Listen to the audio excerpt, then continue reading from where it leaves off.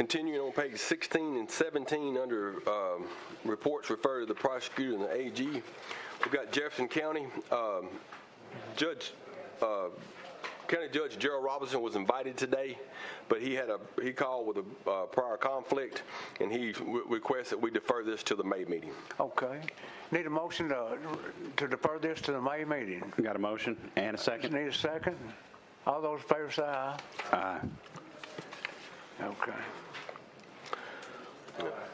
All right, we've had a request to go back to Jefferson County. There was a couple comments. We in our speed to get things moving, we didn't see the hands. So, okay.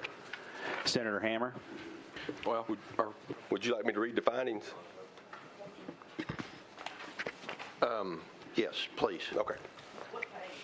Page 16 and 17. Jefferson County 2023 under the county judge. On February 10th, 2021, the county paid over $305,000 for the installation of solar panels on 3 county buildings. As of the report date, the panels had not been installed in noncompliance with Article 12, Section 5. The county sold a truck in 2023 in noncompliance with code. Competitive bids were not solicited, properly waived, or approved by the quorum court for the following items in noncompliance with code. 2 consecutive invoices issued in 23, dated 1 month apart, for trimming limbs at $22,000 each. 3 consecutive invoices issued in 24 and dated the same day for tree and stump removal for almost $23,000 each. The following equipment items, all of which were financed with a local bank: $645,000 for a Caterpillar road reclaimer, $320,000 for 2 John Deere tractors, $201,000 for 4 GMC trucks, $155,000 for a 23 International water truck, $86,000 and $50,000 for 2 23 GMC trucks respectively, $83,000 for a Volvo asphalt roller, $75,000 for a Kubota track loader, $74,000 for a bulldozer, and $54,000 for a dump truck. The county added 34 new lines to the road department phone bill in 2023 and paid over $19,000 for services from September of 23 through October of 24. The new lines could not be traced to numbers in service or equipment being used. Got a question for you, Mr. Archer. Yes, sir. Of all of these different expenditures, was this included in the budget for the previous year for the year of actually spending money? There was not a finding for over budgeted in this year, in the 23 year. No over budget. There wasn't a finding for such. So if that was a county judge or if that was even a mayor, technically if they had that in their funds under a certain code, would that not be lawful? Well, we're not questioning the type expenditures. We're questioning the bid compliance. The bid compliance. On the big one, with all those I listed, they didn't bid it. So because the law requires, like, let's just take the first one there, the 2 consecutive invoices. The law specifies that you can't split bids to avoid bidding, split invoices to avoid bidding. Well, that looks a whole lot like the definition of splitting bids. You got 2 of them back to back on the same invoice numbers, one apart, and the 2 of them together, 22 each. 22 individually that don't have to be bid, but when they total 44,000, that exceeds the limit of 35,000. 35,000. The same thing with the 3 invoices, consecutive invoices together, which it appears to be one project. It's over the $35,000. Senator Gilmore, you're recognized. Thank you, Mr. Chair, and thank you for the latitude in going back to this because I think it bears discussing. Members, we've sat in here month after month and heard issues with Jefferson County and how things are being handled there. I know the county judge is not here, so I have a question for staff, then I have a question to the chair. So, staff, if you don't mind, Mr. Archer. I know we voted to defer, so what that means is won't be heard until May. That's correct. I know that there's already other findings that are pending in front of a prosecutor and the Attorney General's office. Do we have to hear from the county judge today, or can we take action to move forward? I mean, to file the report? To file the report. Oh, no, that's up to y'all. Okay, that's what I need to know. So, Mr. Chair, I know we have folks, I think, from Jefferson County here, may not be the judge. Is it possible to hear from the folks from Jefferson County? I know if they're willing to speak, I don't know that they are. If they are, would they? I know this man has been waiting to speak. Okay, if we can hear from him and see what he has to say, that'd be helpful. Senator Hammer. I'd like to make a motion to rescind our motion to defer this so that we can bring it back up for discussion That's right. now. We need a motion to rescind the vote. I want to make the motion to rescind the vote to defer this report to May. It's already done. No. To expunge vote, sorry. Make a motion to expunge vote by which we deferred this report to May. That's right. Okay. Okay. All in favor, say aye. Aye. Thank you, Okay. Tim. All right. And then I got questions at the appropriate time. Okay. You get ahead of me. Sir, go one more time. We heard your name about a month or two ago, but can you identify yourself once again? Lloyd Franklin II, Justice of the Peace, District 5, Jefferson County. First, I would like to clarify, there was a question of whether or not, I guess with the invoices that was stated, whether or not the judge exceeded his appropriation. If you look back in the page, I think there was a finding in there, 2003-1. The county judge actually went $1 million over budget in 2023. What he is doing to exceed his appropriation is he will create invoices and bills with vendors, and then what happens is he utilizes the money that's appropriated to spend on whatever he wants that he shouldn't be spending it on. And then he creates, in 2023, $1 million worth of invoices, which he brought over to 2024. And in the quorum court meeting, basically told the quorum court, if you don't appropriate $1 million to pay these invoices, the vendors are going to sue, which in turn forced the quorum court to appropriate $1 million out of our reserve account to the road department to cover these illegal transactions that he transpired with. Now, as far as the equipment and things that you noticed there, it's almost about $2 million worth of equipment that he purchased in 2023. I believe that the law in the book says that you can't spend any money that has not been appropriated. So what he did was he contracted the county into a finance agreement with a local bank without an appropriation in place. So what he has basically done is he's obligated the county, which is in 2024, to around $1.2 million worth of lease payments to particular banks that he didn't have an appropriation for. And he's also tied the county into lease payments for about 1.1 going into 2025. Now, he didn't have an appropriation for any of these contracts for finance that he entered into in 2023. And so he's spending money that he doesn't have, but he's also obligated the county to these payments and forcing the quorum court to make good on payments that he's obligated the county to. Now, that also goes back to a particular instance that we reported to legislative audit on another incident where we built 3 buildings and we have a mortgage note of about $660-something thousand payable to Simmons Bank. Well, we appropriated this money in the county judge's budget, and he set his budget for 2023. Well, the money that was obligated for the mortgage, he spent it on something else.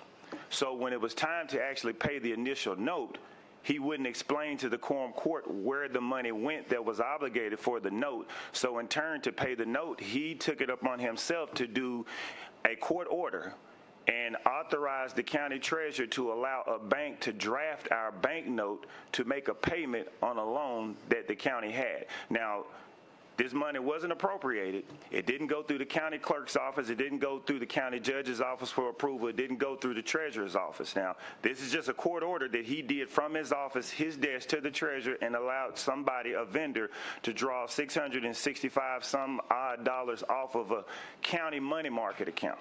And this was submitted to legislative audit. Now, he's not a circuit judge. I don't know how these court orders work or where he would have the authority to supersede the quorum court to spend money that hasn't been appropriated. So, can I hold you up just for a minute? Go for it. Just for a minute, sir. We're going to let you come back here because this is pretty important what's going on.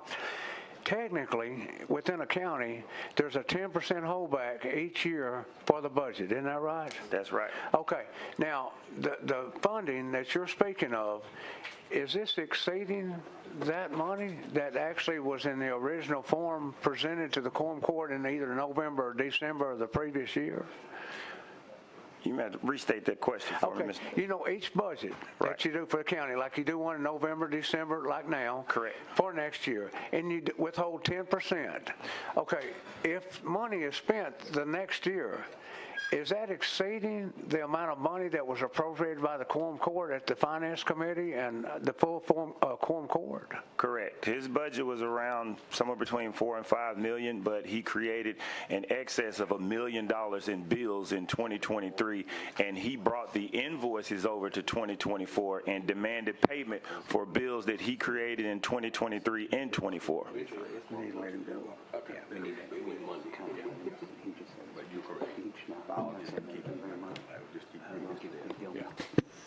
I heard that. Okay. Okay. Hold on just a second, sir. I was going to let you know I have a motion at the proper time, but I think you might have another question. Sir? Do we have anybody else that has a question? Yes, sir, and we've heard a lot about this one already. You've helped us before. Well, So we appreciate it. Yes, sir. We're going to recognize Senator Hammer. Yeah, Senator Hammer, go right ahead. And fellas, let's go ahead and try to tie this together, okay? All right, I just want a little bit of information. Were you there? How long have you been on the board, or how long have you been on court? This is my second year on the court, but prior to, I've been on the Quorum Court for 6 years prior to this term. Okay.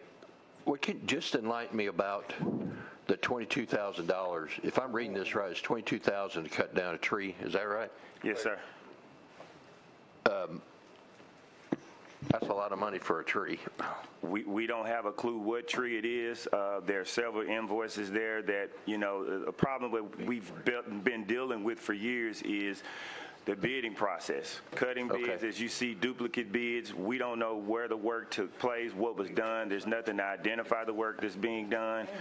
I mean, that's just kind of what we've been dealing with in Jefferson County. I mean, even to the point where there's been repeated findings for illegal sales of county equipment, where he's not following the process when he's selling equipment. I filed a lawsuit pro se, but, you know, there's only so much that we can do. I'm actually under litigation with the defamation lawsuit with the county judge right now for even reporting to you guys the violations that we found for investigation. Okay, I tell you, let me get one other question. We're going to let's get it on the ground then.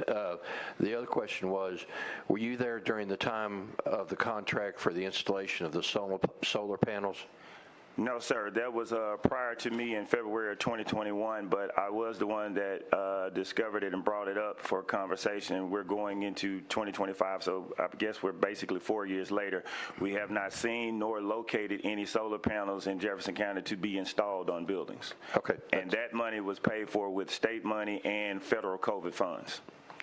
Okay, I'm gonna hold there because you got a motion coming. Thank you. Okay, and we do. But could I ask you one more question on those solar panels? If they didn't spend the money on that, what did they do with the money? Well, the money was actually spent for solar panels, and it was a cooperation between two different accounts. There was county money that was involved, and I'm sure it was involved in some state money, and there was also federal COVID money that was paid also into the invoice that went to the 3P group for the solar panels. And they were supposed to be installed on 3 different buildings, but 3 going on almost in 2 months, 4 years later, we've yet to see any solar panels to be installed on those buildings. Okay, sir. Representative Lane, Gene? Thank you, Mr. Chairman. It's been a while since I've read this. Did y'all have a budget in 2023, or were y'all working off a prior year budget? We had a budget in 2023. But there has been some years y'all have not had budgets, is that right? If they had a budget, they may have a working budget maybe for 30 days starting off the year until they complete the finalized budget, but I haven't seen a time in Jefferson County where they went past 30 to 60 days into the beginning of the year without finalizing the budget for the continuing year. And generally, that's if it's kind of tight and they do a 30-day budget, I believe that's kind of allowable just to get the year started off while they go ahead and complete and fine-tune everything if they're looking for like maybe the last settlement from the state to come in. Okay, so, but 2023 did have a budget. We had a budget in Okay. 2023. As a matter of fact, the county judge set his own budget for 2023. So he had carte blanche to set it at whatever he wanted it. That was prior to me coming on to the quorum court in January 1st, 2020. Okay, thank you. Okay. Joe, would you like to give us a recap of where we are as far as the auditing process? Mr. Chair, Okay. can I just ask one question? Oh, question. Thank Okay, you. Senator Kim. When was the judge notified of this meeting? How long ago? We actually, as to make good on a promise that I made to y'all in the October meeting, we had exit conference, I think it was 2 weeks ago. It hadn't been long, Senator. It was I'll tell you when it was the 19th of November, 18th and 19th of November, 18th of November. And when were you notified he couldn't be here? That day. Same day? He said he told the supervisor at the exit conference that he had a conflict on that day because he asked would he be invited back, and the meeting was set, and he said I can't be there that day. I've got a conflict. All right, thank you. Okay. And Senator Gilmore? thank you. And before I get to my motion, just back to Mr. Archer. He's failed to appear before this committee previously several times. He missed the September meeting and showed up at the October meeting. Yeah, That's correct. that's right. Okay, so with that, I want to make a motion because as I understand, this gets referred to the prosecutor and the Attorney General's office, and once it's filed, it'll actually go to the Attorney General's office once it's filed, and I know they're looking at other things that have been referred there from this committee as well. So with that, I want to make a motion to file. That's my motion. Okay. Everyone heard Senator Gilmore's motion. Do I have a second? Second. All those in favor say aye. Aye. Thank you, sir, again. Thank you. Yes, sir.